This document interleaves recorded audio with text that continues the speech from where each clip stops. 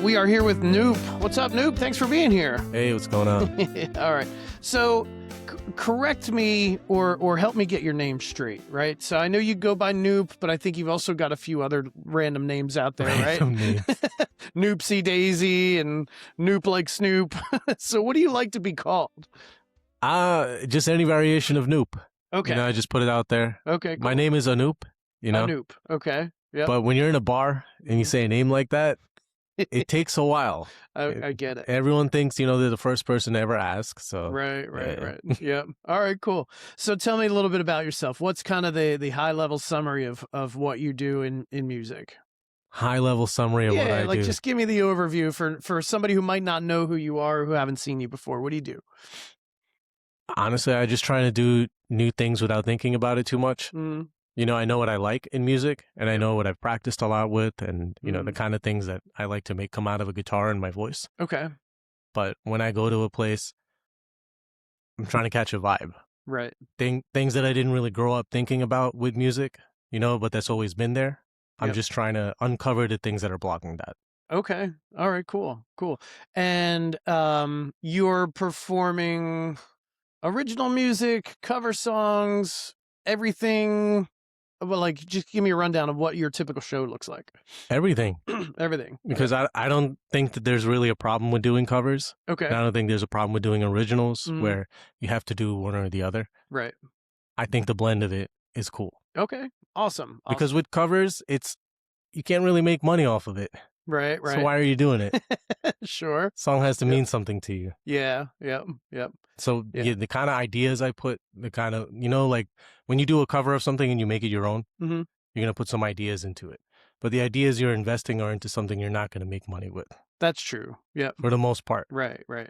But I love performing live. Mm-hmm. And I love putting the stuff out there as I catch it. Yeah. So if it happens to turn into this cover and I'm putting a lot of effort into it, that's a part of my music just as much as my own music. Okay. That makes sense. Yeah, I think the first time we met was at the open mic that I hosted at Lily's. And the first couple of things that struck me when seeing you perform, I think you're a phenomenal guitar player and a great singer. And I feel like you bring a different vibe to what would typically be like any performance, right? I've seen you do like looping stuff. I've seen you do original songs. I've also seen you do cover songs, but then you're kind of adding a bunch of stuff to them. Like you're making them your own. And I feel like a lot of that is done kind of improvisationally, right? Like kind of when it happens. Is that right? Like I've seen you do like No Such Thing, I think, from John Mayer or some other John Mayer songs. And there's a lot more stuff to your John Mayer cover than what John Mayer does. So how does that come about? Is that just off the top of your head while you're playing, or is that something you work out at home that you bring to a show later? So that song specifically, No Such Thing? Yeah. I heard it since I was 14 years old. Mm-hmm. This is before he was on the radio. One person in my church had heard about this guy, and there were some recordings, I guess, of him performing at restaurants. You know, if you listen to a lot of his discography, you'll find that it's nice to hear like Comfortably Numb. No, not Comfortably Numb. There's some other song that he has, but a few of his songs. Comfortable. Yep. He did a live version of that. And it's like in a restaurant. And you hear all the people talking, and it's like not a pristine recording, but you hear him playing and you hear him singing. Yep. You hear what he's doing musically, and it's different. Mm-hmm. You kind of wish everyone else could like quiet down, but it's like for sure. Yeah. That's cool. So I caught that when I was 14, and then I looked up the tabs as soon as I could to try and because I didn't recognize a single chord in that song. Okay. Yeah. At that time when I was 14 and I was learning guitar, I knew E. I knew A. Right. Yep. But he's not playing these chords the way that I learned them. Mm-hmm. So the tabs were kind of like a Red Hot Chili Pepper song. Okay. Even if it's one note at a time, you know, you have to learn it's a specific way and a specific part of the guitar to get a certain sound from it. Right. Before you really know why, you just look up the tabs, right? Mm-hmm. So I went so many years of doing that, getting over my fears of doing it live in like coffee house shows. There weren't really open mics I went to back then. It was mostly just playing in church. Okay. So any other things our youth group did, if we try to put on other kind of shows where we could play music, or if there was an event in my church, I had a band with my friends playing saxophone. Oh, really? Yeah. Nice. And they, I had saxophone player friends and trumpet players, a drummer. and we called ourselves the Disciples. The Disciples. Nice. Nice. I wrote out sheet music. Uh, In pencil, I used to write on, blank staff paper, parts for myself, them, so we can make some harmony. oh, cool. We would come up with all this stuff to do when we were in like the 5th or 6th grade, because we didn't really want a teacher telling us, oh, we have to do this is how you're supposed to do it. Mm. And they make you feel bad for not meeting a certain Right. kind of thing. But, oh, well, what if we just put out everything that we can do, but we find the best way to do it together? Okay. Gotcha. Yeah. Gotcha. So I wrote out everything for everyone except the drummer. You never tell the drummer. So, okay, no such thing, right? I spent so much time learning how to perform it, and then I went to California, in my early 30s. I'm going through so much stuff at that time. Divorce. And then I'm taking a lot of psychedelics because I'm in California. As you do. I can't, it's so unbelievable. When I tell you, you wouldn't even believe it, that I met someone on Craigslist. Oh, yeah? Who showed me everything I know now about busking. Oh, really? Wow. Including the vibe of, you don't really make any attention drawn to the guitar case. Okay. Yeah. I'm not looking at it. I'm not expecting anyone to put anything down. I'm just playing my music. Yep. And if I wasn't in the middle of the streets, I could just keep my eyes closed and just play music, but you have to be careful. Sure. Yeah. Yeah. Other than that, Yep. yeah, I'll put the guitar case in a way where people can go to it and they don't have to feel like they owe me anything. They could just go there and see something that have, like a QR code that leads to a Venmo. Right, right. I don't have a lot of stuff really set up other than Instagram. Yeah, that's cool. It's unintrusive, right? Like it's like it's there, but it's not the reason why I'm here playing, right? I mean, sure, you'd like to make some cash from playing, of course. That's why you put the tip jar out in the first place. But I think people dig the fact that it doesn't seem to be a priority, You feel it when people make it a priority. And that's one thing. I don't want the music to be affected by that. Right. At the same time, I'm not going to turn it down because there have been times I don't open my guitar case intentionally. Just going out. I just want to practice. I just, need to play to a metronome every now and then. Right. Sure. I don't really find the time to do it, but I feel myself getting slightly off. And then I know that if I just play to a metronome for like 3 days in a row, just really, like more than an hour at a time. Yeah. There's going to be something that sort of ingrains in me to get to the next level of whatever it is I'm doing. Right. This has just repeatedly happened over and over. Okay, again. cool. I don't have to think about what I'm trying to learn next or, it's coming to me. Right. Instead. Okay. That's awesome. That's amazing. I do have a question about because I think I had kind of the same thoughts around guitar. You learn the open chords, right? E and D and G and C and A minor and all that stuff. But then you see a player like John Mayer or Jimi Hendrix or Stevie Ray Vaughan or Frusciante from the Red Hot Chili Peppers, right? And they're not playing those open chords that are way down here. They're playing up here on the neck and stuff. How did you learn like triads and movable chords and all that stuff? Because you do play a lot of those, I think, when I've seen you play. The triad stuff is more recent. I would say in my early 30s. Okay. I had always wanted to know what a diminished chord is for. I still want to know. People keep using it, and the churches I was going to, the keyboard players, they wouldn't read sheet music and they didn't really learn music the kind of way that I grew up learning music, Western classical. Yeah. Just in whatever instrument I was learning, there's a certain way we kind of look at music. Sure. Yeah. Yeah. The 12 notes and, C scale, all that stuff. Yep. Right. And now they're talking in some kind of language of these chords that, I don't completely get, but they're telling me how important it is, these triads. Okay. But I saw some YouTube videos, really basic stuff. Justin Sanderco on YouTube. Okay. He's someone who I really love his videos. Just the way he talks. We all find a person we like. Right, sure. Yeah. But the way he explains these 10 basic jazz grips, because I'm not a jazz player, but to learn these basic things will help me to go through a real book and like actually look at the chords and be able to. Okay. Because otherwise, how would I know the difference between half diminish and full diminish? Right.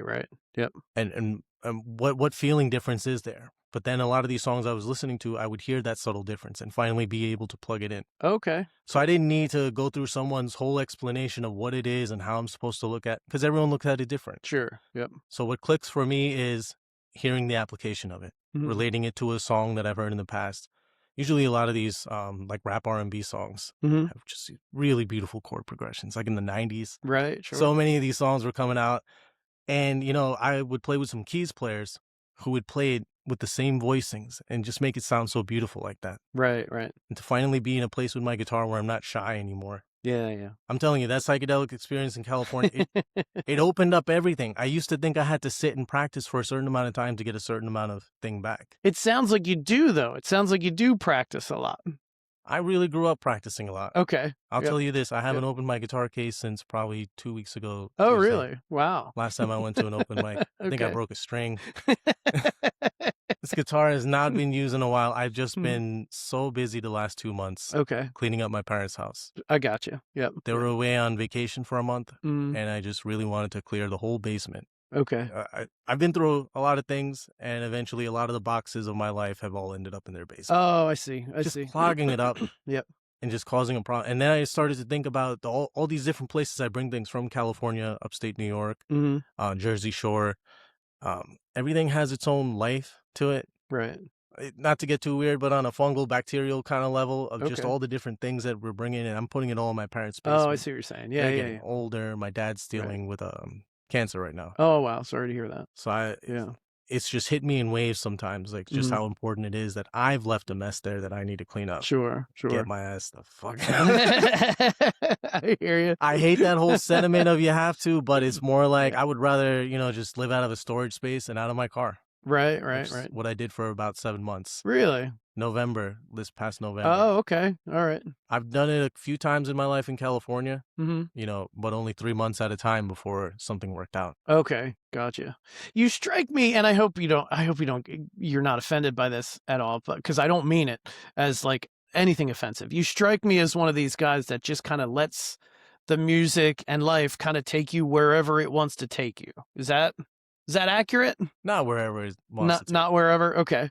The music itself, I feel like I'm catching waves, and it's the same waves other people can catch too. Sure. If they're in tune. And often I'm playing with a band now, and I'm so happy to promote it. Nice. Because I really haven't done much on my own, but in the middle of cleaning my parents' place, fixing this car that's just been a nightmare. It's a nightmare in the best ways, I'll tell you that. That's the reason I got this car. Okay. But yeah, I don't know if you've ever tried to take an axle out of a car. Nope. I've been stuck in the past, and I learned techniques, but I've never been 7 days stuck. Oh, wow. 7 days of just hammering and beating on something, knowing that something's going to break if I keep doing things this way. And I'll tell you, the best way to learn stuff on YouTube, I don't really apply this to music because I'm not really trying to look for too much. Right. When I unplugged that Justin Sandercoat thing, the 10 grips, if you look that up on YouTube. I'll have to check it out for sure. It's just major 7. We know major 7 for the most part. But he'll show you on the low E string, if that's the bass, how you can make a pretty jazzy sounding way of doing that. Okay. And then minor 7, we already know that. But then the half diminished, to find a way to do that. And a lot of them look like knuckle busters. Yeah. But I use my thumb when I play. Okay, yeah, me too. I just adjusted everything that I'm seeing him do. And it's so much easier for me to do because of my thumb. That's awesome. So otherwise my fingers have to make knots. And I never wanted to learn guitar to try to do pretentious stuff like that. But to hear it and then to know how to make something sound better with it, that's the whole point of it. So yeah, you're really on another level as far as guitar playing. All around. But like I'm a guitar player, so sometimes we'll look at another guitar player and I watch you perform and I'm like, man, like you're like all over the neck and you've got all these different chord voicings and stuff, and you've got skill as well, so yeah, like watching you play makes me want to learn all of that stuff, so I'm going to look up Justin's videos and he has a lot of videos. He explains things really nice, but just me personally, there are things I obsess over with car stuff. I will watch video after video. Right. That's how I found out how to get that axle out.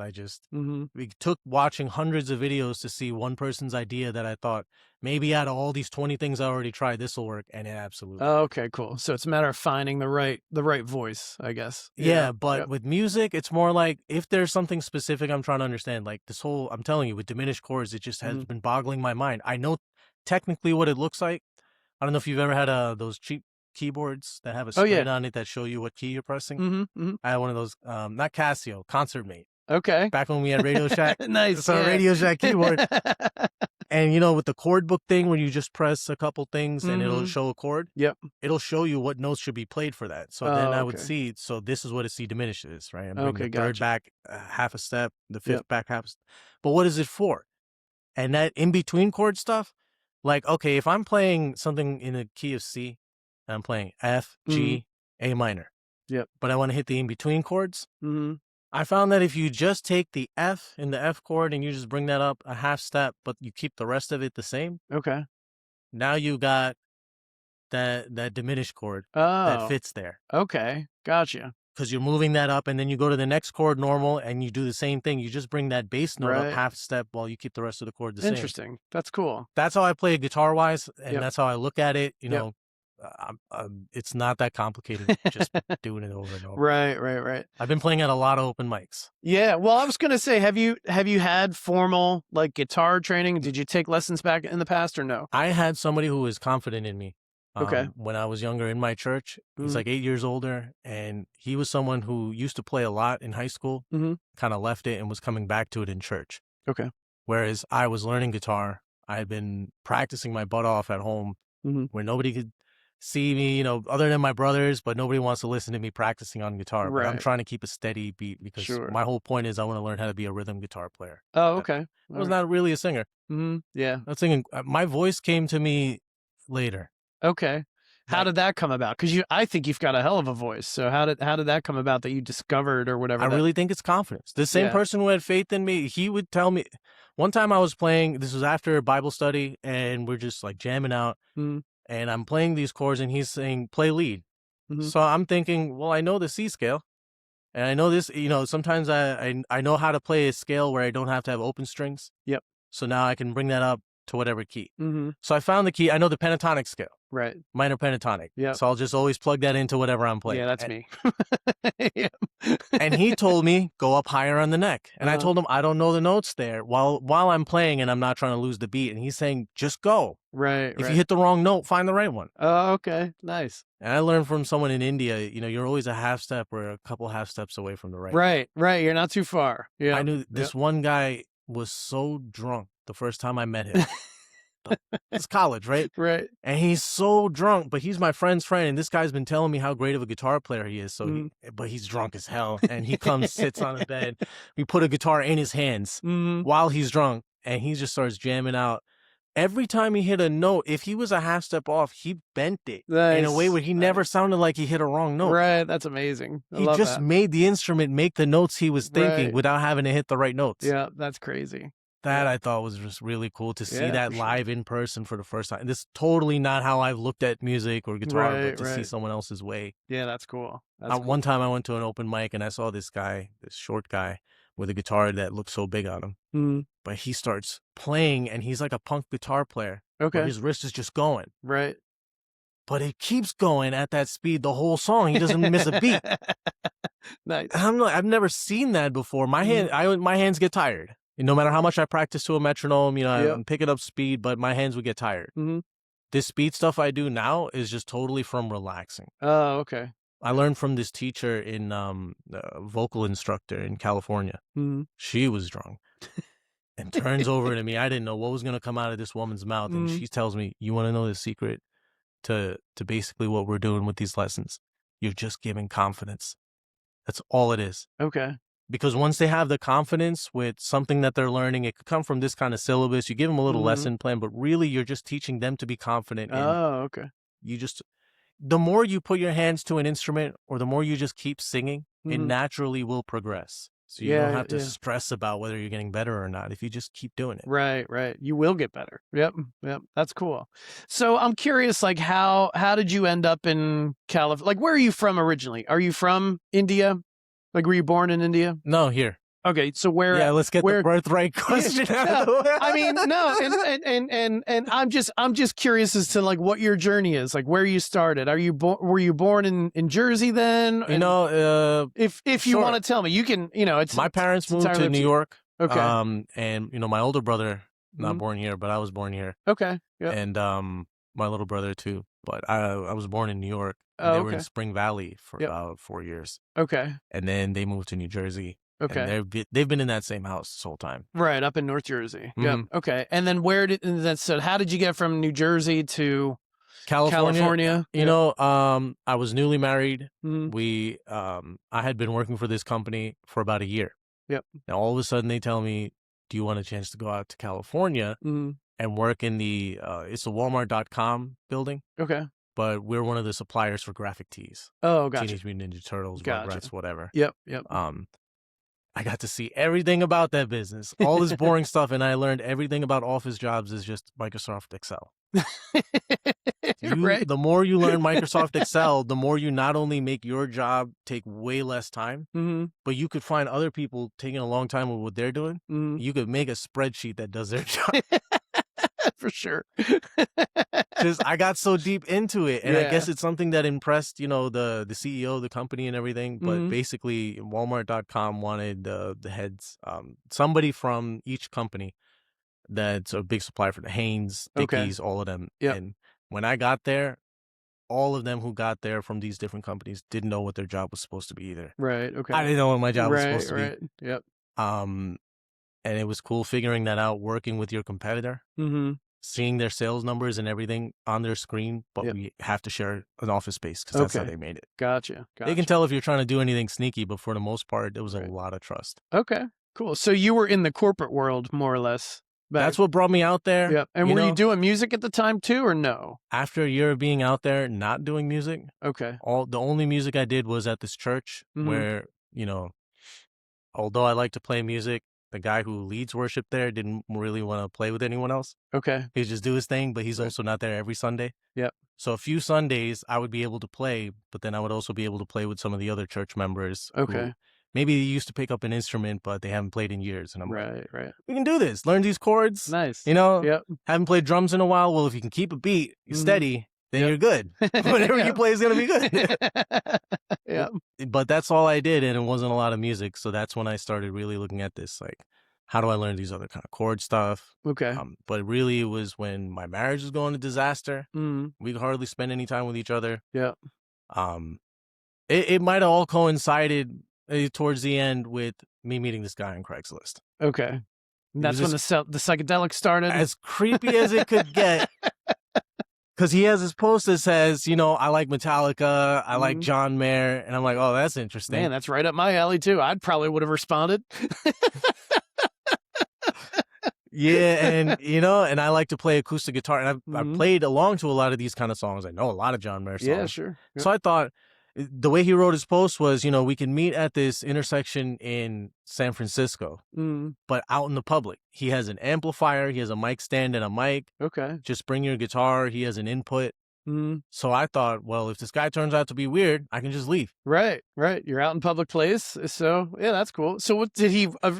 Was the intent to busk when you met up with him? I didn't know anything about, but I thought I'm just going to jam with this guy because, where else do I meet other musicians and stuff? Sure. Yep. I went on, I was on Meetup, the app.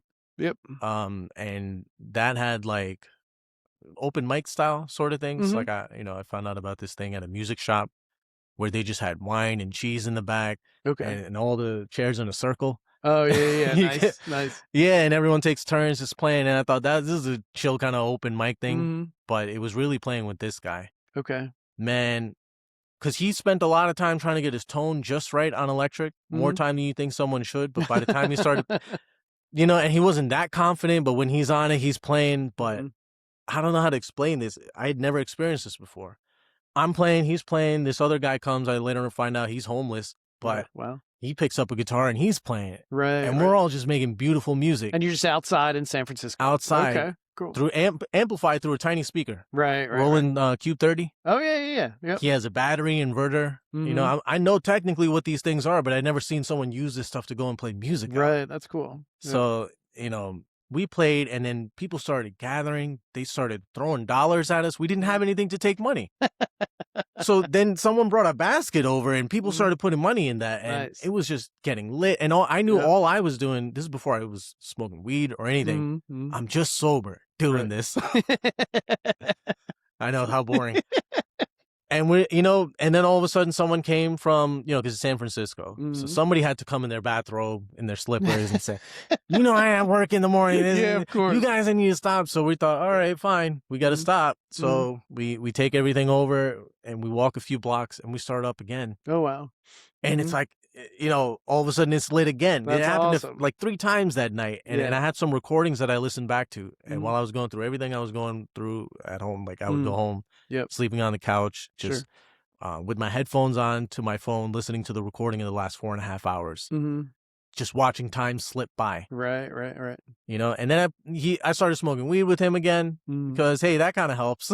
Sure. Well, it's a stressful time in your life for sure. And he keeps telling me I should try mushrooms. And I'm like, nah, man, I'm very happy with weed. Right. I smoked it in college. I went to India for college. Okay. Although I was born here, I did a reverse Indian thing. Okay. Yeah. Most people from India go to here for college. Right. But I went there to be my international experience. Okay. So I didn't need a travel bug. Nice. But when I was newly married and this opportunity to go to California came out, I thought, this is our time to go and travel. Sure.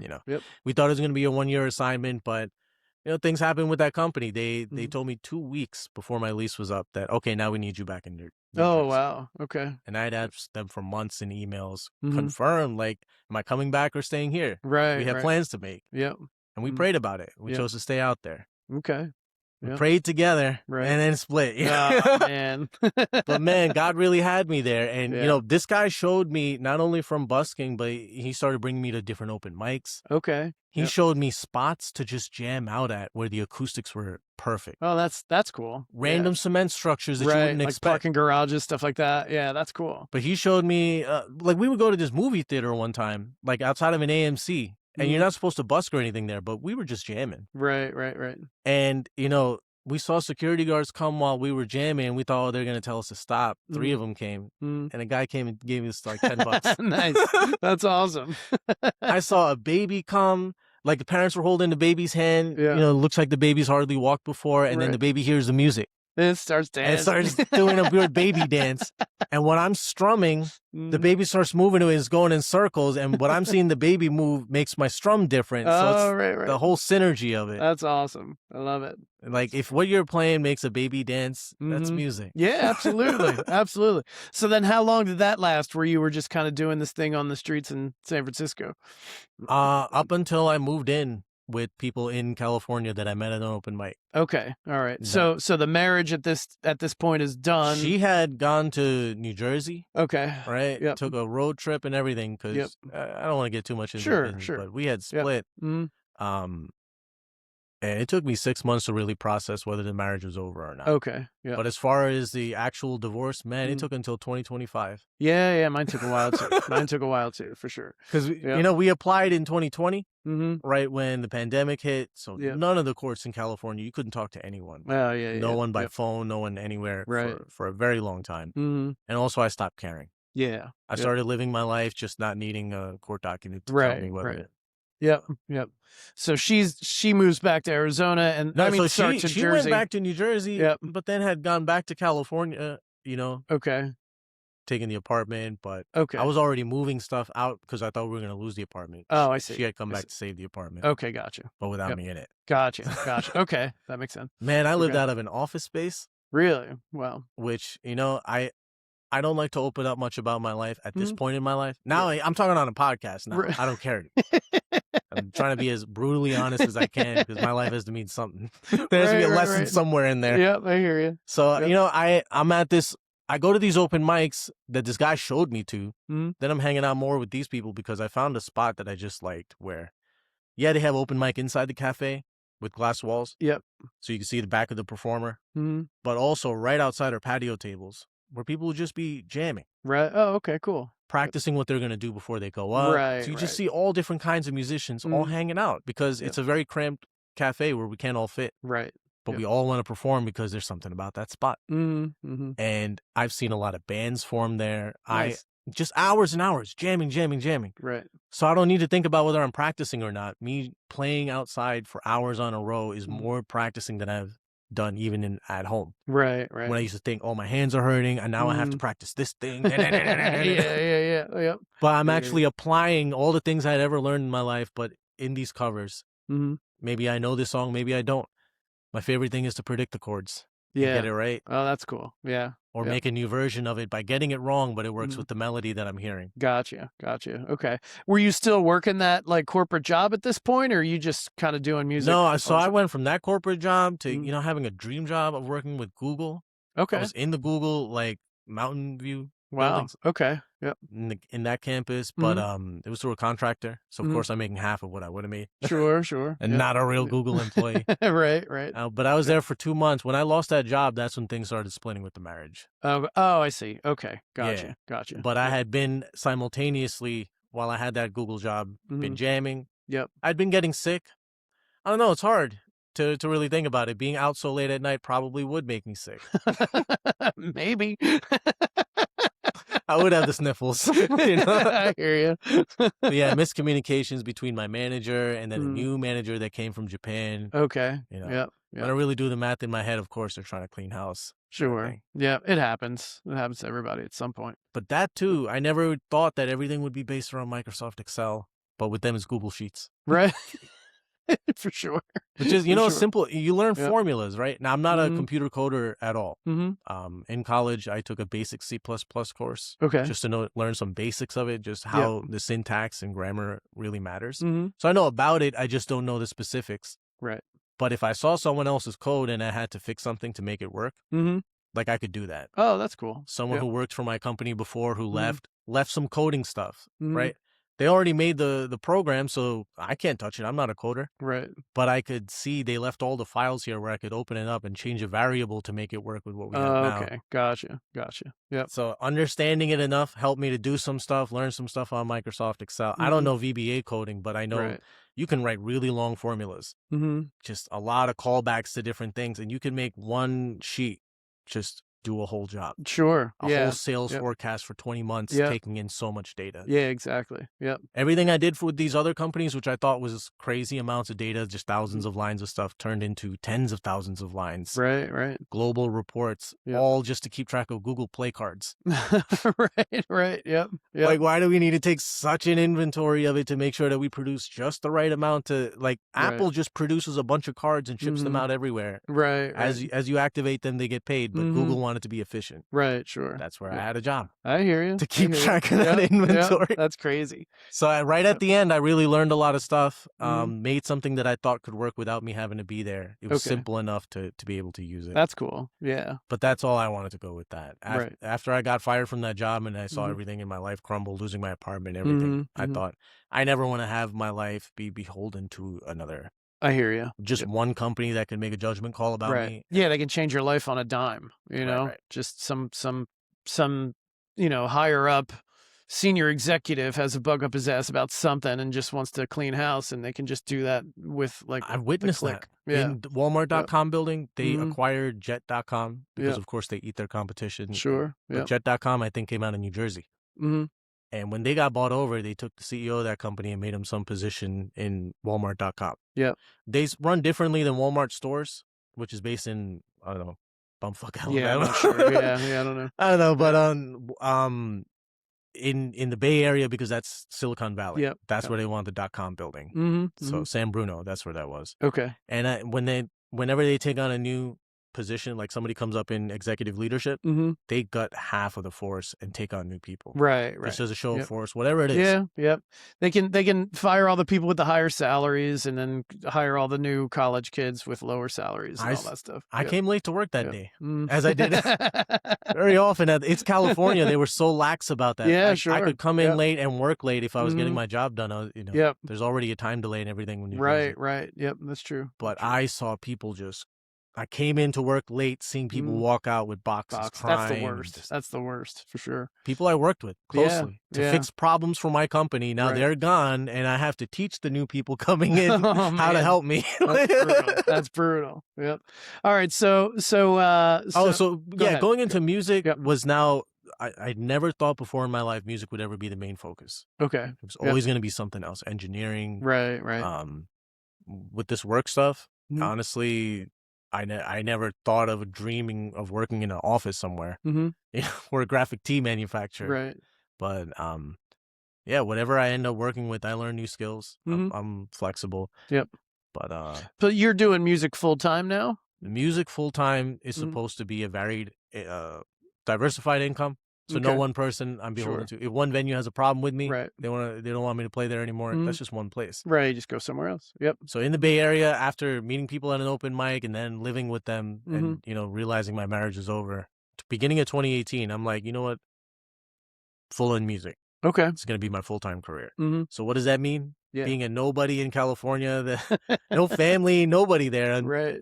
so I just went to open mics. That's all I thought I could do, where I could meet other musicians, Mm-hmm. put my music out there where if people do like what they hear, Yeah. I'll probably get invited to play some gigs. Sure. Yep. And patiently doing that, just being there every week. Right. Right. Showing up. Yeah. This was an every week type of open mic, which is great because now this replaced Bible studies for me. Okay. Which used to be my place where I could meet my friends who I haven't seen in a week, Mm-hmm. who I don't see at school, or I don't see at work, but, not going to church anymore, just seeing how a church congregation could pick sides during a divorce. Yeah. Oh, yeah. Interesting. Even on your Facebook wall. Right. Oh, man. That's brutal. I had family in India calling and messaging me, asking me about things that were happening in my marriage because some guy in my church decided to air everything out on my wall. Oh, my goodness. That's awful. And that's when I learned about privacy settings. Yeah. Being digitally canceled, just the amount of things people can do online. Yeah, sure. It's crazy. I've been on Facebook since I was 18. Mm-hmm.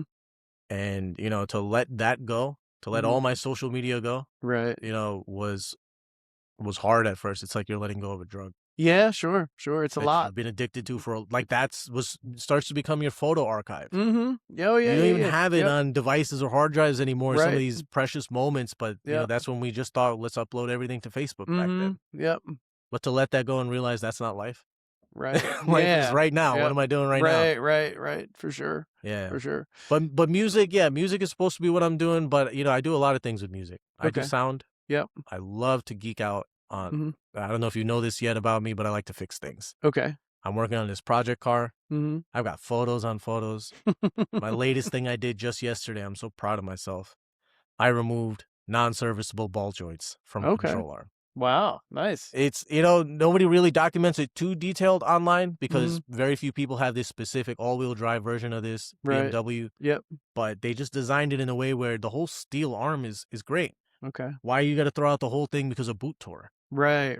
When you pay the financial cost of that and realizing you have to keep everything original with BMW, you're just like, this is such a waste. Sure. So I took out a grinder. Metal grinder, just sat in my parents' driveway and just spent a whole day, but I got both of them out. That's awesome. Yeah. Yep. I feel now you just got to learn how to replace them. No, the replacement, I'm at the stage where I got to clean everything up. Okay, gotcha. I might even paint it before I put these new ball joints in. Nice. Yep. But I'm confident at this point I can even do my own alignment. Wow. Without an alignment rack. Yeah. It doesn't use to me, but people still today do strings. Okay. It sounds very inaccurate, but for the alignment on a car, they use strings for it. There's a lot of people who race who don't have time to wait to go to an alignment shop. Oh, okay. Or it's the middle of the night, so they have a guy who, when you set things up right, it's like the Egyptians in geometry. Make a long enough distance with these strings and the error becomes, fractions and fractions. Oh, okay. So you really can get your alignment like just right. Right. That's cool. Just without a laser machine telling you. Right. When, I don't know if you know, but if you go to an alignment shop and your thing is slightly off, the guy, instead of doing what he's supposed to do and make adjustments, will take a hammer, hit the side of your wheel to adjust your thing. It shows up on the machine that it's been corrected. Oh, I see. Yeah. So, why? Every time I figure out something that mechanics are ripping me off with, that makes me want to learn how to do it. Sure. No, I don't blame you. That's awesome that you're able to do that. That's great. So with music, I fix things too. Like I fix my instruments. That's the only way to keep them running. This guitar, the Taylor system in it broke slightly a year after I got it. I was in 12th grade high school. Yep. Right. So right after high school, the electronics, they started making a popping sound through the. Oh, okay. So I'm stuck without electronics, and that's when I did my first mod of putting in passive pickups. Oh, okay. There it is. And I figured out that Taylor used an Ethernet cable to connect their preamp in the front to the jack in the back. Okay. Yep. So if you tap into the right wires of that and solder them in, you can put whatever pickups that goes to that jack. Interesting. That you could also remove. Right. And use your preamp system if you. Yeah. But for I went to India soon after that, Mhm. and I was playing a lot of guitar. I met a lot of musicians in that engineering college. Yeah. That's awesome. I love that. And I never listened to Metallica. I Mhm. never listened to Pink Floyd. Mhm. I never listened to the Beatles. And it was people in India that introduced me to all of that. Oh, that's cool. They're really heavy. Yeah, man. They're so into Metallica that if Metallica books a show in New Delhi Mhm. and they cancel, they riot. I bet. They break the stage. They get really mad. People go from a really long distance to see. Yeah, I bet. Yeah, that's crazy. That's crazy. Man. So, So what brought you back to New Jersey then? You're out in California, you're doing the music full time. COVID brings you stopped. back. It took me 2 years of Mhm. not knowing what to do, being fresh into music, Mhm. but things started working out. You know, Yep. you play at a gig here, you know, they might have an event. You may not be getting paid for these things, Mhm. but, you know, maybe they'll put your face on a flyer here. Or Right. you start getting your name known. Mhm. And I just kept sticking true to what I wanted to do, which is Right. as new ideas come to me, like no such thing. I used to play like John Mayer all the time. Mhm. Yep. And now with this whole, when you play the same song on a loop for over 20 minutes, Mhm. Yeah. I don't know about you, but I can't play the same thing over and over again the exact same way. Okay. Without driving myself crazy. Right. It's not that I can't do it. It's just, Yeah. You just don't want to. It's boring. I know funk grooves and things can really lock in, but like, you know, Fall Out Boy kind of introduced me to the concept that, you know, maybe every 4 measures you can switch up the beat. Oh, okay. Halftime, Yep. cut time, go to this Right. and that, and Yep. you know. But now I'm actually doing that with acoustic guitar on That's these cool. songs that it's not on the original. But Yep. I'm That's cool. jamming out with friends. Yeah, that's awesome. While I play these chords and I sing this chorus, they might sing the verse of another song, but has it actually goes with it Right. words wise, but Yep. it's just the right. And we made a game out of that. Okay. You know, so whatever the tempo, whatever the chord progression, to Mhm. start throwing in songs and figuring out if it's a major melody, but this is a minor kind of chord progression. Can you, Yeah, man. you know, That's cool. I love that. That's at the great. same time, just, it's California. Mhm. Nicest weed. Just so many names. Right. So many flavors.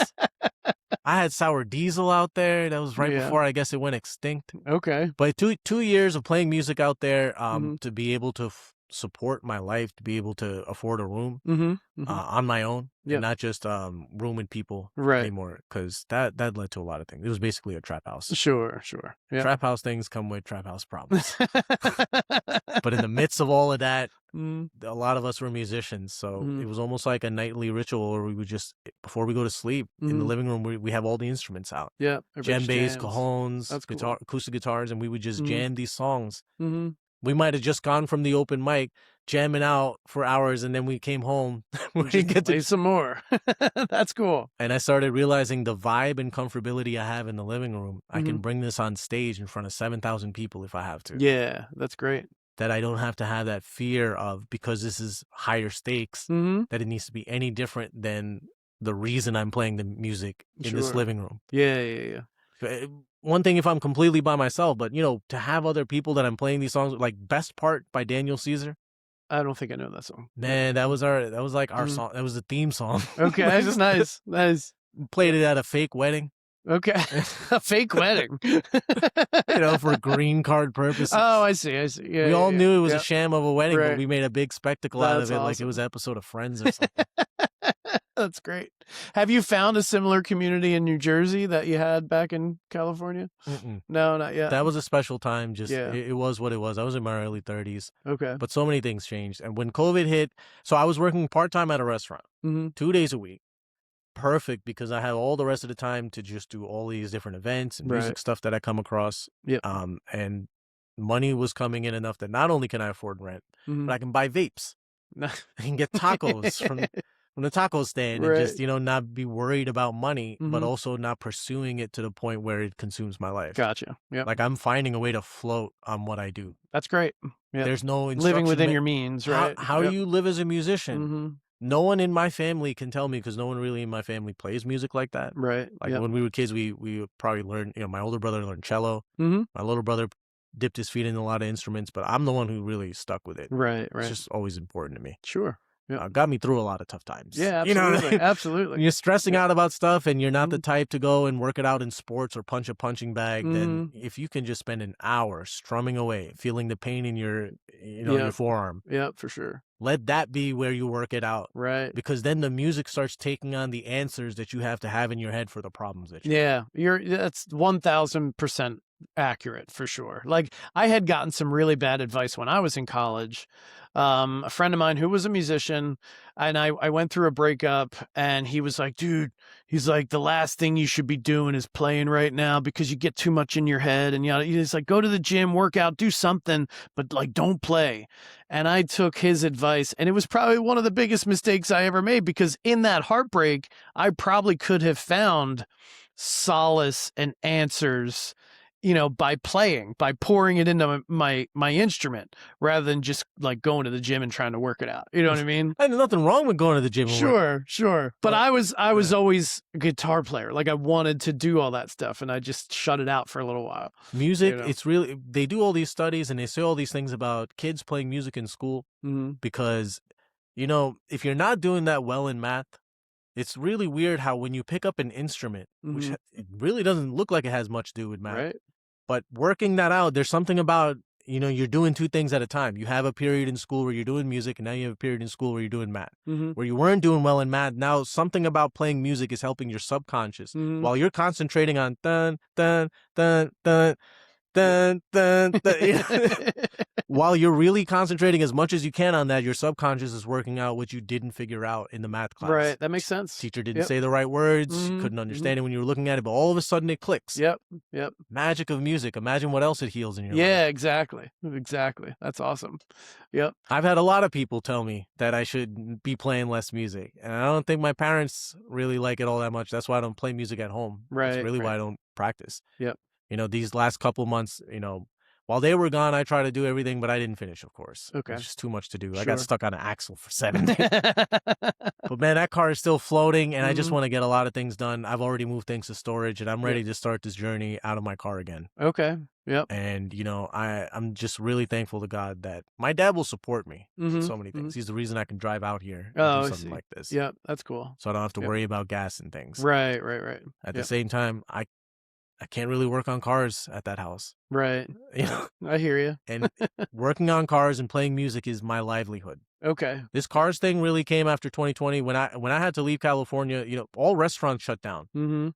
All music gigs, those were the first things to go. Sure. Nobody could gather in more than groups of 10. Remember? Yep. So, and everybody had to be 6 feet apart and all that stuff. Yep. At that point, I was running an open mic in a mall. Oh, really? It was the guy who was running it before me had made that thing happen, but he also didn't want to keep doing it. But it paid. Yep. It paid well, well enough that I could pay a feature. Okay. Completely on my own volition. Oh, nice. And we made this thing work for about 3 weeks, and then the pandemic hit. So imagine in a mall when they shut down the main music that's playing through the speakers. Yep. And whatever you're playing through this PA is echoing through the whole mall. Eastridge Mall in San Jose. That's cool. So all those things gone. Yeah. And when I came back to New Jersey, the only thing I really had going for me was fixing a BMW with a lot of problems. Okay. Gotcha. Yep. I got it because it had a lot of problems. Yep. But to have the confidence to work on it. Everyone scares you. Oh, computer problems. You don't know what modules you'll break. Expensive parts. Yep. I did it. That's awesome. I went online. I found answers. Yep. I found resources, and I've learned to do things now where there have been times people have asked me to come out to do a brake job. Oh, okay, cool. I have all the tools in my car to be able to come out somewhere and do work. That's like awesome. That. Yeah. So did I know I was going to be a mechanic growing up? No. But just everything in my life, everything really works together, even everything I've learned with music, but also just everything I've worked with computers. And, I love taking apart laptops. Okay. And fixing things, figuring out if you take out a blockage in a fan here, all of a sudden it works again. Right. I got you. That's cool. Just the cheap fixes where you don't have to replace the whole thing. Right. That's awesome. Yeah, I mean, in this world, everything is so disposable now. You know what I mean? Hardly anybody fixes anything anymore. They just throw it in the trash and buy a new one. You know, whatever it is, TVs, washers, dryers. So when I came back here, I really thought I was going to give up on music with everything that was going on. And then I met someone on Hinge. Oh, yeah? In upstate New York. And she convinced me not to let it go. Oh, nice. And she showed me, because we were in Kingston, and she showed me Woodstock. Okay. Tiny town that's 15 minutes away from Kingston, New York. Mm-hmm. And a lot of people go there on a Mecca, sort of, because they hear about Woodstock, but that's not even where the festival took place. Mm-hmm. That was 70 miles away from there. Right, The founders were from Woodstock, so they called it Woodstock. Yep. But you see this tiny town, this touristy kind of place, and she showed me the central area with like concrete, and they call it the Green, but it's owned by the church. And I just went there with my guitar and started playing. Okay. And I saw that people were not only not minding, but they were kind of cool with it. So I started bringing more equipment. Okay. I learned a lot from this guy on Craigslist in California. I learned how to make my own battery setup. I learned how to get the kind of sound that I want to get. And just, this looper stuff and everything. Yep. All of it's been kind of gradually progressing without me thinking I have to learn how to do this. Oh, okay. Like pressing a looper on time, when it's not synced to a MIDI track or something. Yep. If you just want to do it freehand. Yep. Aren't you scared you're not going to press that thing in all the right time? way? Scares me to death. Yep. Imagine when you're practicing alone at home that you can just tell yourself, I got this. Right. I totally got this. Because it's just like you're hitting a kick drum on a drum set. Right. Yeah. Okay, but while you're playing, you know that even if you last minute you didn't pay attention, your foot can move fast enough to hit it, and it's gonna be on time. Tell yourself it's gonna be on time. Right. Yeah. And don't care if you missed it once, twice, thrice. Right. When you keep telling yourself you got this, and then you get it and you got it, you're not gonna make a big deal out of it. Right. Because you're gonna be like, I already yeah, got this. for sure. And that translates over to when you're performing. Mm-hmm. Roll the dice. Are you really a pro with this, or do you just tell yourself you got this enough times that you? That's a good point. And that's what I do. That's awesome. And, I love that. And the loop hits, right? Yeah, man. That's I just tell myself I got it. That's great. Okay, so let's talk about the project you got going on now. Right, earlier you mentioned this band, right? Man, it is. So how did that come my about? Lifeblood right now. Okay. Calm Company. Okay. Put together by Justin Johnson. Mm-hmm. He met each of us. It's a keyboard player. It's me, Justin, and a drummer, Dev. Yep. The keyboard player, Jose, secondhand scope. And it's just so cool. We all have different personalities, but when we get together, it's like, it just meshes. Okay, cool. And, I had a conversation with Justin, and, I explained to him two important things that's important to me, at least. That if we aren't getting paid for these gigs that people are offering us, we don't have to take them. We have to think about the hassle of bringing over so many drums. Sure. We're going into Jersey City. Yep. There's parking costs. There's so many things you got to deal with. It's a hassle. And the thing is, it's not about making money, like they have to pay it. It's more like they're making money in the event. Right. They're selling tickets. Yep. So there is a money flow here, but they're not budgeting out anything for the musicians that they're asking to play, because it is the privilege for the musicians.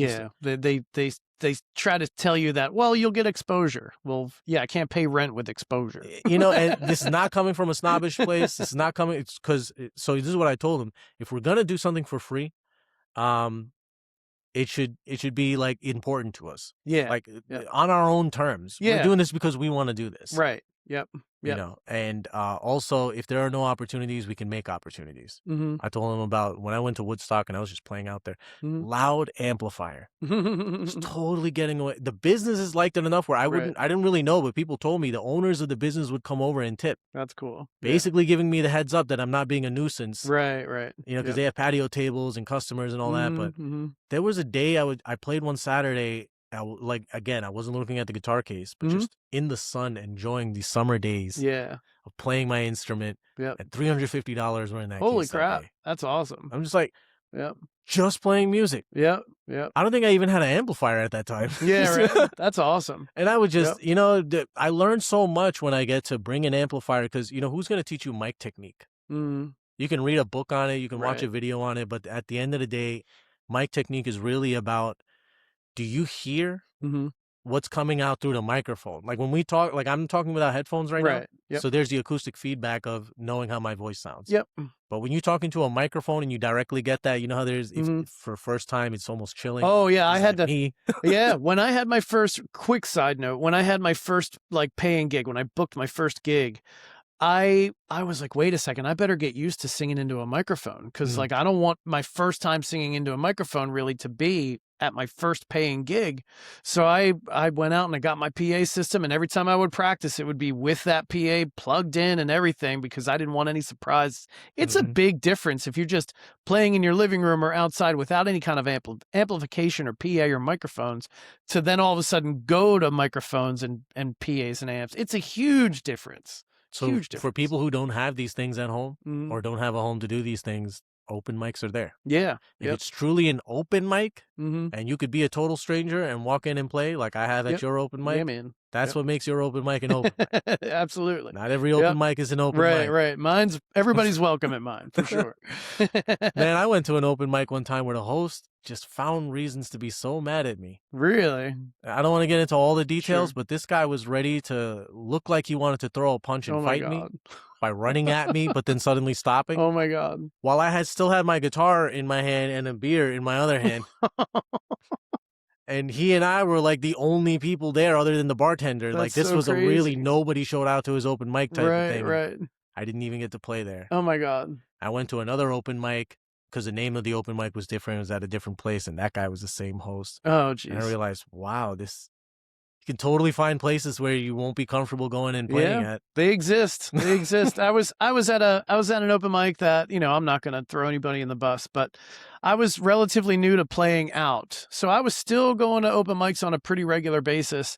And I went to I was up there. It was my turn to play. And I went to just promote a gig that I had coming up that weekend. Mm-hmm. And as soon as it started coming out of my mouth, I was like, I'll be playing at. The host was like, nope. We don't do any promotion here. Nope. You're not allowed to promote any other bar here. Blah, blah. And I'm like, really? So weird. Yeah. And I never went back. I'm like, all right, well, screw you guys. So crazy. Yeah. Weird rules. There's a lot of different types of open mics out there. Yep. Yeah, a lot of people don't have the time or desire to go to so many to get a sample set where they can start to see what these certain concepts are. Right.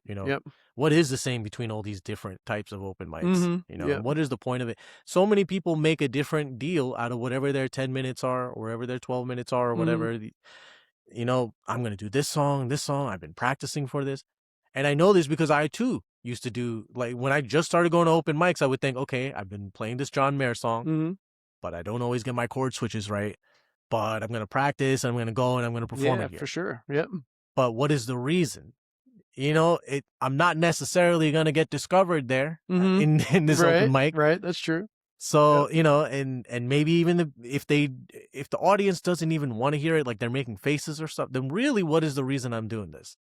So you answer a lot of those questions in the playing of the music. Yep. And things like mic technique, like I said, if you don't have a microphone, the open mics that do, it's a blessing to hear your voice come through the mic, the speaker. Yep, for sure. Because you don't get that opportunity often, and a lot of people get scared of their own voice, but just don't. Yeah. The more you love the sound of your own voice, the more you're going to ask for yourself in the monitor, and generally, the more you're going to come out the mains, the more people are going to hear you. And, you start to learn mic technique.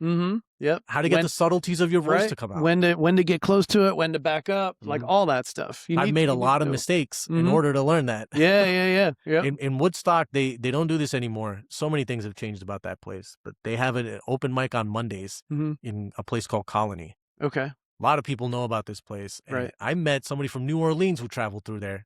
So I was going there pretty consistently.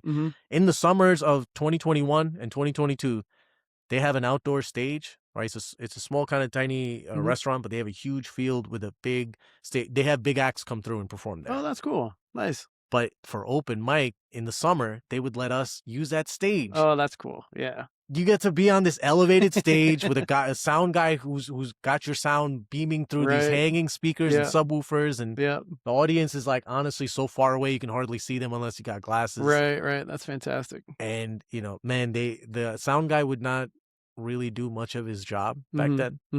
And me, I don't know, I just picked these spiritual battles. So I'm going and I'm playing, and every time I would go and play, this guy's been hearing me now because I'm coming every week. Yep. He's starting to like me.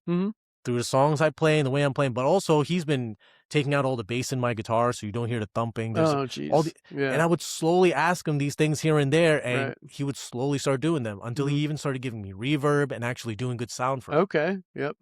And I could see the jealousy in other open micers' faces, but they didn't realize I wasn't just doing this for me. Right. Right. It was for all of us because he started doing that for other people. Oh, that's great. Yeah, that's cool. I'm telling you, there are open mics you can go where a girl will come up with an acoustic guitar and the sound guy won't even turn on the guitar. Oh, jeez. People are just set in their weird ways and it's taking away the... It's bizarre. Yeah, so it is sad, but I got this guy to care. That's cool. And for me, that was a spiritual battle. That's fantastic. Yeah. If I'm going to do something important with my music, it's going to be, I'm going to play it in this place to get this guy to care enough to now make everyone sound good. And then we all get to hear each other. Right. That's fantastic. That's what I do with sound, honestly. You know, I've been getting these gigs at the Chubby Pickle, which is a bar in Highlands. Okay. Yep. I do sound there. They have a sound guy, but you know, when he's not available and they give me the call. Nice. I've been getting some good feedback from people. That's really great. Because there's a way I do sound. It's to get everything heard. Yeah. Yep. But also, you want the bass to sound a certain way. Sure. You can't ignore certain things. Because when you cut out a whole frequency spectrum, you're missing a huge chunk of the music. Right. And for like a player like you who likes to like thump on the guitar and stuff and, you know, create that percussion from the guitar, you need all that bass. You know, if you cut it out, it destroys half the frequencies, you know? It's crazy. I started to learn to do this stuff mostly from busking out on the street with my equipment. Yep. And it was really, some places are just safe enough for you to do it. I wasn't worried about getting mugged or robbed out there. That's good. Some places I got to be more careful. Yeah. You know, like San Francisco. But there have been nights I played there with my buddy till like 2 a.m. On Castro Street. Okay. All the gay bars are. Yep. And I would be playing and there would be a homeless guy who's sitting out there, but he's on LSD. And I don't want to say he's my captive audience because he's enjoying it. Right, I'm seeing him sitting there and I'm Yeah. playing and he's just been enjoying it for hours. Right.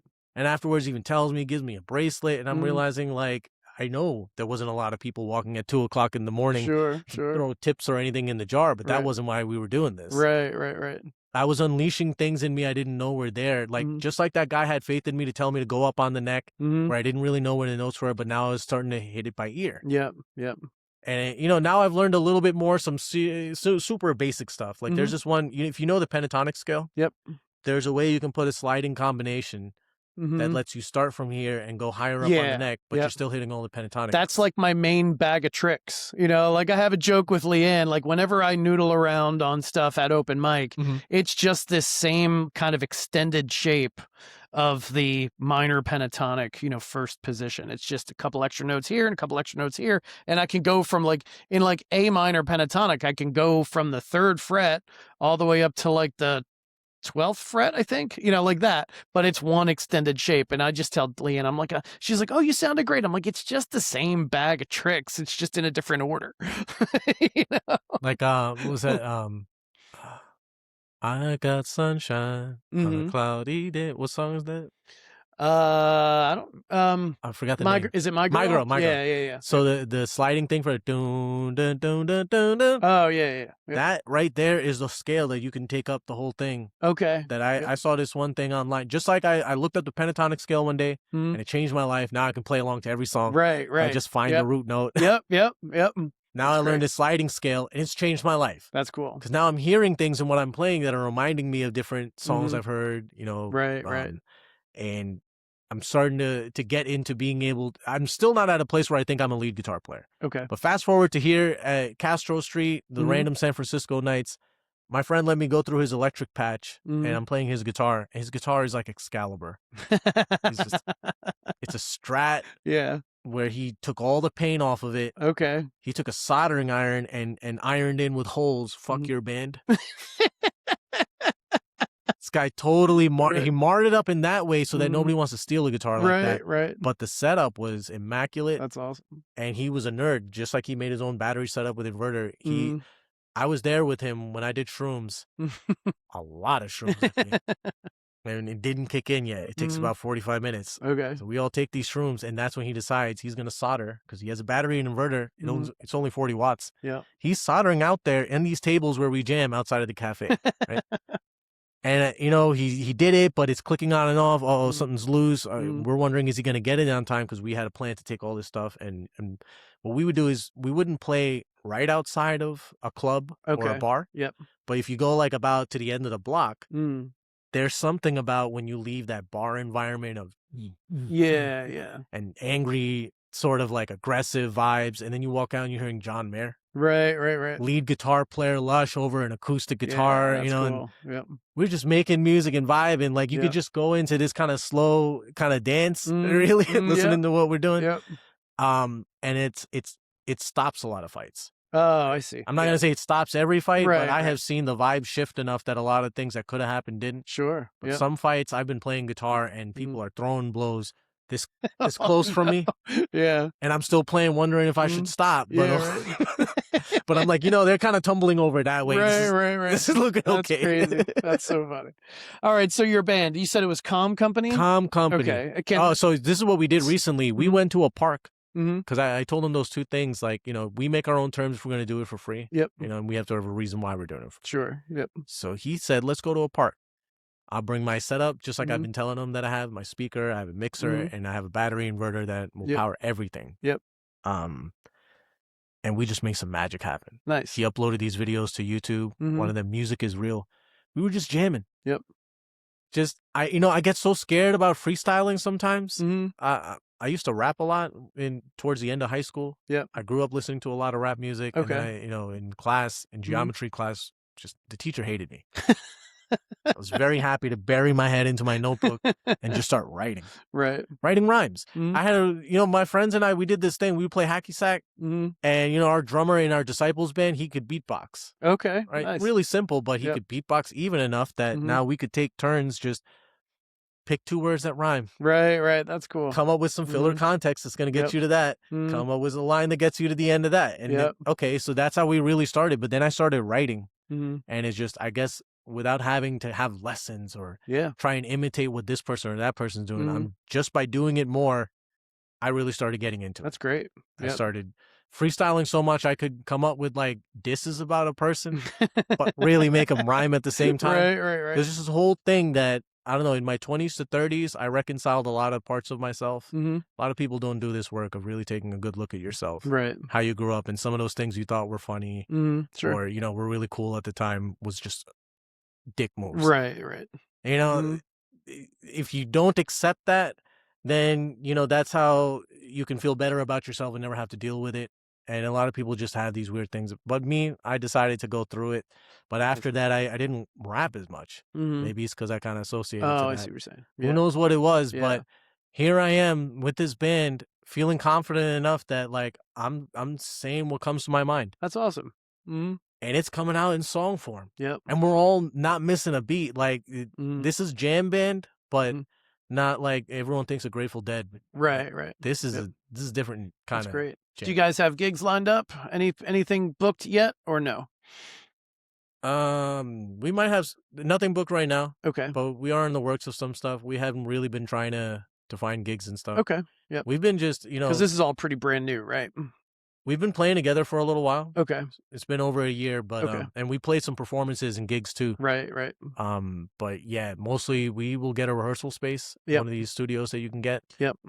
And we just make videos. Okay, cool. Yeah, I mean that's the way to promote yourself nowadays. You know what I mean? Reasons to play. Like I enjoy playing with them. Yeah, like I said, it is the lifeblood for me. That's awesome. That we're coming up with creative stuff that like we're all really good at what we do. But bringing that together. Yep.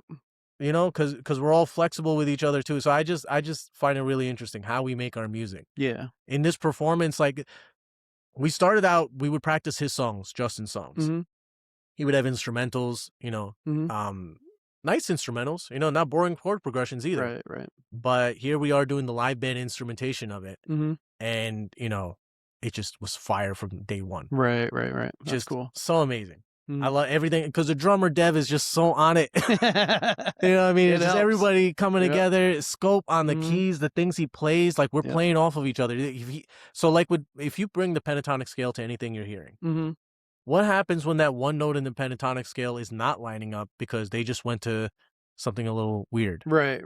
Like normally if you're playing in the key of C, what happens when instead of E minor, you play E major to give it that tension before you go to something like an A minor. Yeah. That one note that's off, the same way, if you could just make that adjustment without really thinking of the key scale difference or sharps and flats, just think, what's that one note that needs to change? Right. Yep. You could do that with your voice too. Oh, okay. And that's what I do. That's cool. Where now if I'm singing a song and normally it doesn't have a chord like that, if I hear that chord come up, I'm hearing some of that note in there. That's cool. I can suddenly switch to that. So I don't know if you know about modes. Modes have always confused me. So my short answer, no, I don't know what they are. Modes can be so confusing if when you're stuck in the Western classical way of looking at music. Yeah. Yep. I watched some videos on this. It clicked quick for me because I had a friend in India who, when I wasn't playing, I was just playing acoustic guitar rhythm. Really solid with that and singing, but I wasn't really playing lead. And then I met the guy who was playing lead but didn't really play rhythm, so we taught each other a lot of stuff. Yep. I'm sorry, what were we talking about just before? The modes. Mode. We learn modes at the same time, and just you pick a note. You know, and if you have a major scale, whole half, whole half. So what if you did that same thing, but in the same key, but you start on D, right? But you're not changing any sharps or flats. You're still on the key of C. Okay. But you're starting on D. Right. I can't sing. I know what you're saying though. You know, yeah. So if you keep going up it like that, each one of those different kind of shapes that form when you start on a different note but still that key. Yep. What if you did that shape but in the same pedal tone? Okay. So you're on C and you're playing C. Yep. But now you're playing the second position. You're just still starting on C. Okay. Yep. Now you change to the mode of Dorian. Gotcha. Yep. Yeah. When you start seeing how things like that click. Right. Like my friend was playing this, like we would play Metallica, we play John Mayer. It's funny how that echoes from what I was doing in college in India with what I was doing in San Francisco. Like just, man, God works in mysterious ways. Yeah, it's crazy. It's crazy. But when he learned modes, he just started playing this stuff that started sounding like Indian classical. Okay. But also not Indian classical. Every mode he switched to felt like a different emotion. Yeah, that's crazy. Yeah, I know, like, is it Mixolydian or something? Has like a weird, like, kind of mythical type feeling or sound or whatever. I don't know. I've heard other people describe it, but yeah. It's usually what happens when you're used to playing that one scale, but you know that one note is different. Yeah. You know, so sometimes when people are playing groovy, kind of like, you know, maybe it's like dominant 7 type chords, or even if it's minor, but it's like groove. Yep. Instead of just playing it regular minor, there'll be that one note that's a little different. Right. It's usually Dorian or something like that. Yep. Or, you know, you can put Mixolydian. Usually people will put that in. That has a flat 7 in there. Okay. So there's certain notes that are bluesy, that have certain kind of genre vibes. Sure. Yeah. But if you look at it from modes, you're just switching from this to this. Yeah, that's interesting. I'll do another deep dive on modes one of these days for sure. On guitar, it didn't make any sense to me until I was playing on guitar. Okay. And until I learned, like, so if I start on the low E string, right, and I'm on the G. Yep. I'm playing a G major scale with no open notes, so I can slide this up if I want. Yep. Learning that, and then learning what that second position looks like. Just I would find things online here and there. Okay. Again, I don't base everything I do on music on what I find online. Sure. Yeah. You know, but if there's something I want to know, okay, that's kind of there already. You just follow these dots. It's new to me until it starts to get ingrained in my fingers. Okay, cool. Then what made modes click was after really learning those different positions, now I could start on the pedal tone. Right. I start in this key, this mode, and then I switch to this mode, and I don't have to think of it by the name and the complicated syllable. I just have to think like, this is what that feels like. Right. I hear Modes you. are so much more connected to feelings. Yeah. That's why Joe Satriani, like, he doesn't have to move his mouth the way he does when he plays. His notes are already doing it. Right, for sure. He's just showing that his tongue is on the same wave, I guess. That's crazy. That's awesome. All right, cool. I know we are running a little bit out of time. So I know you, so we usually do 2 songs for the end of a performance at the end of the podcast here. So do you have 2 original songs you want to play for us today? I do. All right. Which ones are they going to be? Do you know? Definitely got The Ones. That's a song with a message that always has to be shared. Okay, cool. It's called The Ones. The Ones. The Ones. Okay. And then what else? I don't know what the other one's going to be. All right, that's fine. That's fine. We'll see what but it'll be original. All right, cool. Awesome. All right. Well, Noop, thank you again for being on the podcast. I really appreciate it. And I guess I'll see you tonight at Open Mic if you're coming. So that's awesome. Yeah, I'm coming. All right, awesome. All right. This song is called The Ones. Wrote it out in San Jose, and here we go. Yeah, it's crazy. No matter what times we're living in, this song keeps having meaning.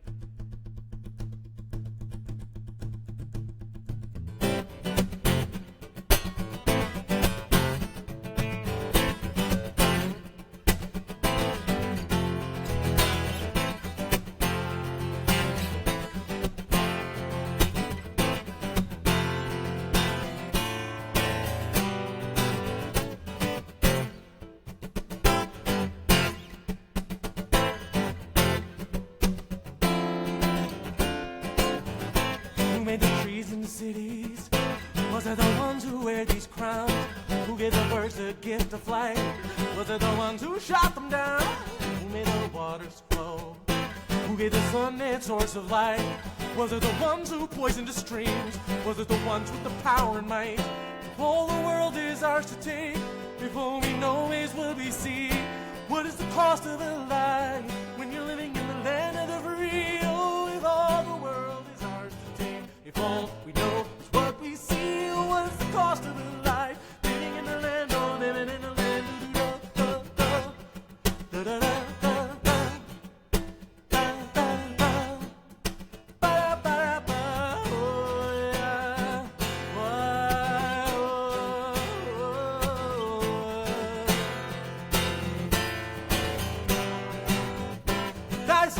With the diamond edge, made up of treasures from the ground. And I saw a man stuck in a cell, held by the edge that kept him bound. Help is the cry of our weak, who were told to stand on their own feet. Poor is the word for the useless, the ones we see dying in our streets.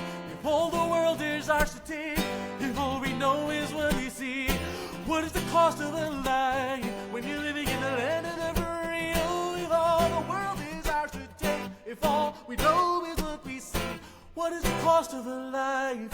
What is the cost of a, tell me, what is the cost of a life living in the land, oh, living in the land, oh, whoa, whoa, whoa. Is this all we live for? Is this all we brought to the earth? Is this all we live for? Is this all we brought to the earth? Is this all we live for? Is this all we brought to the earth? If all the world is ours to take, if all we know is what we see, what is the cost of a life when you're trying to measure infinity? Oh, if all the world is ours to take, if all we know is what we see, what is the mathematical measure of the land that we see? Tell me, land of the free, land of the free, land of the free. Whoa, land of the free, land of the free. Ba-da-ba, ba-da-ba. Boo-da. Whoa. Yeah, nice. Awesome. All right, this song is called Inside. This is a song that this is like the second song I ever wrote. And you know, sometimes people just tell you the right kind of compliments. You know it's coming from a real place. I had one person tell me that it's the kind of song that you would expect to hear on the radio. And I'm like, okay, it wasn't what I was going for when I wrote the words. It wasn't, but it's crazy to hear that and then to start listening to the song with that kind of like view of it. Like, I'm trying to get this out there, and no matter how many years pass by and whatever new stuff I learn, you know, what keeps the song still the same if you haven't recorded it and say this is how the song goes? What are the bones of a song? Here are the bones of Inside.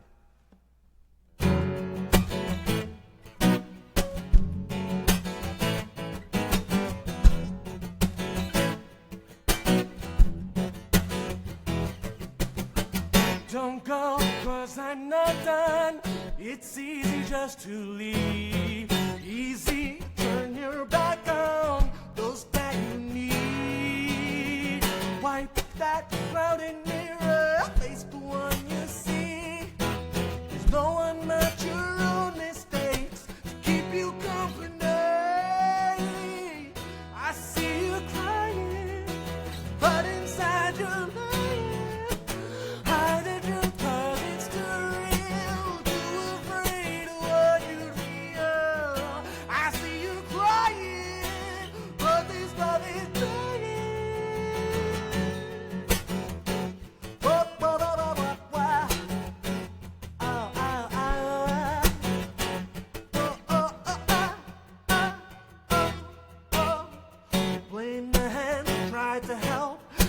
Who's your closest friend? Our lives are twisted paths too. Where does yours bend? Choose the